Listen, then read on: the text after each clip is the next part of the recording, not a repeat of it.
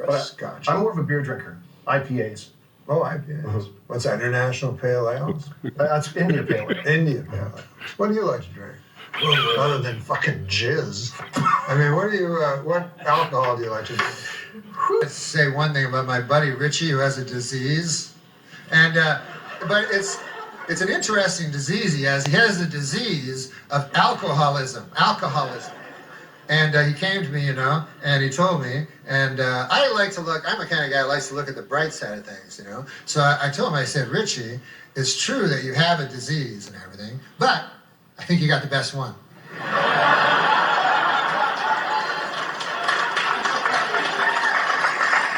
It's the only disease where you get to drink booze all the time. I haven't looked at every medical journal, but I believe it's the only disease where you can constantly drink booze.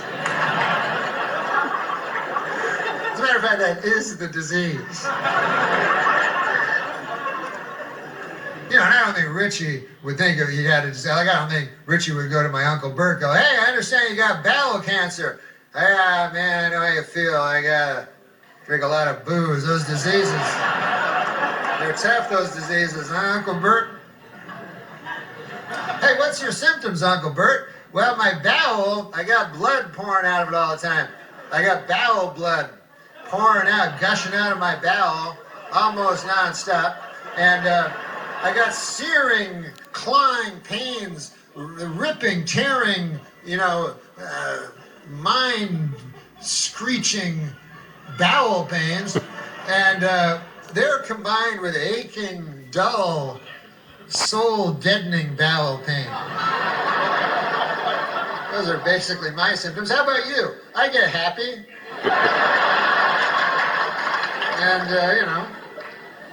I tend to be able to talk to people easier, I find.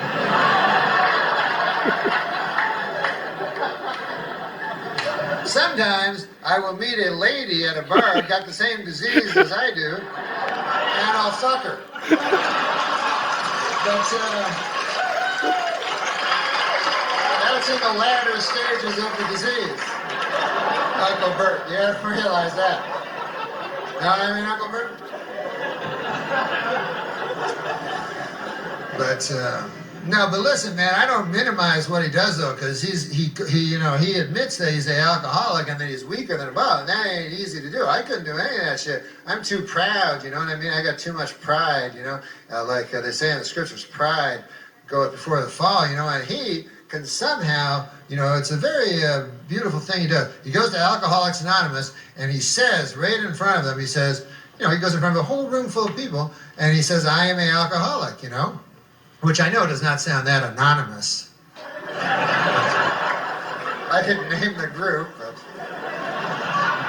it sounds like the exact opposite of anonymous. Whatever. Like, to me, the alcoholics, the anonymous alcoholics, to me, would be like you guys. I don't fucking know. I can't tell, But once you tell a whole church basement full of people, your cover's pretty well blown. But anyways, it still requires a lot of... The only thing they seem to be anonymous about, from the way I can gather it, is they won't tell you their last names. Anything else goes, But not the last name. No. Sometimes they'll say the first, like they'll go, I am Richie and I am an alcoholic, or the first initial. They'll say, my name is Richie K and I am an alcoholic. Then anything goes. They're like, one time I remember I was under the influence of the demon rum, and I started punching my newborn in the face.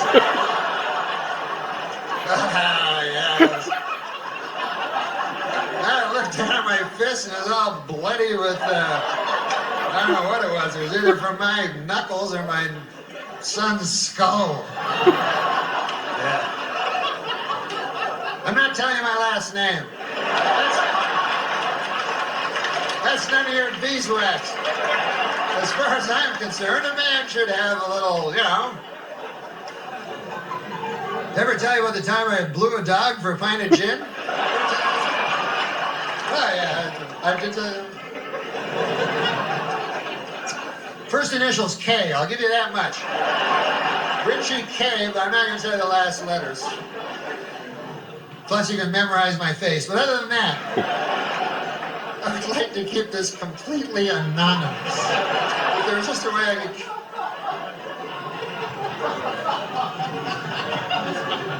And what better way to keep a secret when you think about it than tell a room full of drunks? That's not going anyplace, you know? As soon as the guy has a relapse, hey, Richie blew a dog for a pint of gin. He told a whole bunch of us. I mean, I understand the dog had some gin. What are you going to do? Hi, Richie K. You know Richie K?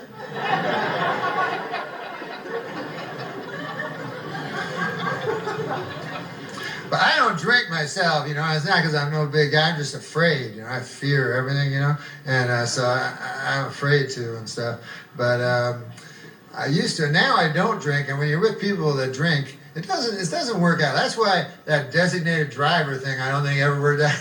I see ads for it again, like I think they're trying to resurrect that idea. But it's kind of a flawed notion, you know. It's like, hey, Bill, listen. We were wondering if you'd come out with us. Here's the idea.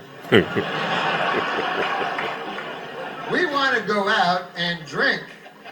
And then we were hoping you'd come with us and not drink. How does that sound to you? We're going to go to a bunch of different bars and drink, and then you come with us and not drink. Also, we're not going to be driving. You're going to pick us up at our different houses, go to a bunch of bars, not drink while we drink, and then drive us all home. How's that sound to you? How's that catch you? I was like, I don't know. What's the catch? It sounds too good. There's some sort of...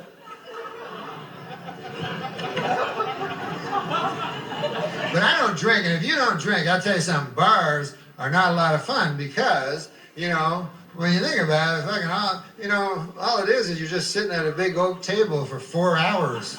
That's not fun unless you're drunk. And then everybody else be drinking, you know what I mean? So their fun is going up and up and up, you know? It's rising. Their fun is escalating while your fun is staying exactly the same. And then by the end of the night, you don't even know what the fuck they're laughing about. Just everybody's laughing. And then they start resenting you for it. I've seen that, man. Drunk people do not want a not drunk guy there.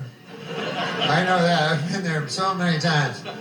It always ends the same. Guy comes up to you and goes, hey, what's the matter with you? Cheer up. Ah. Then you're like, oh, no, I'm having a good time, too. Don't take a wild swing at me when I'm not looking. I'll be driving you home later. This is a lot of fun. A little piece of... I'm gonna